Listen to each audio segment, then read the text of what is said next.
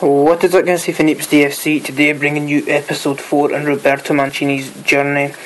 So, we're progressing nicely through the series. We've been doing well. We've got a new tournament that we went in, the Man of the Match tournament, I think it's called. All you get is a premium gold pack, but I thought I would try my luck. So we went into our first game straight away, and we came up against a 4-2-2 side. He had an okay team.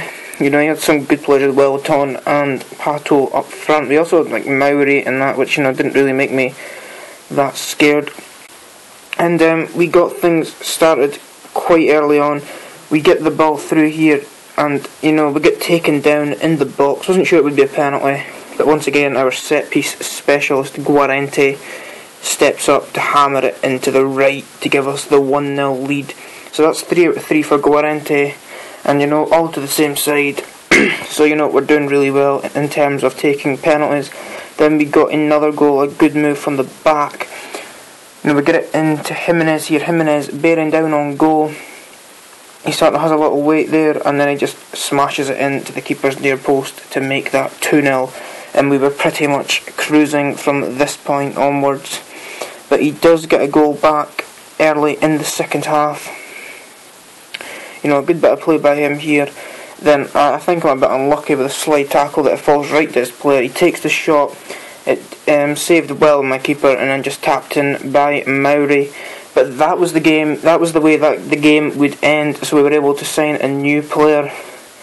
So that player was, a new striker for us, and that meant we had to get rid of one of our forwards. So I was switching around. Then eventually we switch out Papone for some random bronze guy on my bench. And, we swap him with the club. I don't know why it's so bright, so I apologise for that. And we get Pasquato into the team. So, a bit more firepower up front. He has 91 free kicks as well. He's got 82 pace and also really good dribbling as well as good shooting. So a really good all-round player and a good addition to the team. So after that we went into game 2 and we came up against a 4-4-2 Serie A squad. Had some good players, had Muriel and Jovetic up front, had Guarin in there as well. But he did have Zuniga, and Obi, which not the greatest players that you could ever have. And he got things going pretty early on with a bit of a lucky goal. It eventually gets through my keeper, and Luis Muriel, whatever his name is there just to tap in the goal to make that 1-0. But we do equalise pretty much really well, and this is a fairly decent goal. Good bit of passing, play the ball through to Jimenez, and Jimenez puts that into the near post to make that 1-0. So we're back on level 10s, looking for another win to give us consecutive wins and consecutive signings, and we got another goal. And this one, another bit of good play. We win the ball inside his half, pass it up to Jimenez. Pasquato going through on goal. A bit of luck here as it gets deflected out towards, I don't even know who it is, Tider, and he's got the easy task of rolling it into the empty net to give us the 2-1 lead, the 3-1 lead, whatever it is, 2 or 3-1 anyway. And we went on to get another goal. He makes the mistake of passing it out, and Jimenez is there to roll the ball into the keeper's right, and we'll take that, and we are now cruising towards the semi-finals. And we got another goal.